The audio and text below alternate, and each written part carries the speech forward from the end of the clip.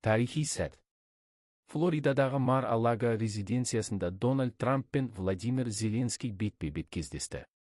Олар соғысты тоқтату туралы 20 тармақтан тұратын бейбітшілік жоспарының 90% мақұлданғанын жариялады. Бірақ келісім әлі толық емес. Трамптың айтуынша, бір немесе екі өте күрделі мәселе әлі де шешілмеген. Ең басты кедергі жер мәселесі. Ресей Донбасты толық талап етсе, Украина ол жерде еркін экономикалық аймақ құруды ұсынуда. Трамп Донбастың тағдыры әлі де бұлыңғыр екенін айтып, бұл мәселені өте қиын деп атады.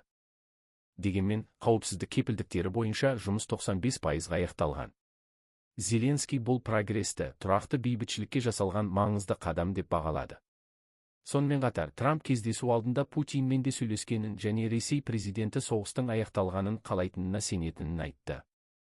Келесі кезең қаңтар айында Вашингтонда өтетін Еуропа лидерлерінің қатысуымен болатын үлкен саммит. Франция президенті Макрон мен басқа да одақтастар бұл процеске қосылуға дайын. Бірақ сұрақ ашық қалуда, 4 жылдық қанды соғыс шынымен де санаулы аптада тоқтай ма? Біз оқиғаның дамуын бақылаймыз. Әлемдегі ең маңызды жаңалықтардан хабардар болу үшін EBB News арнасына жазылып, қоңыраушаны басуды ұмытпаңыз.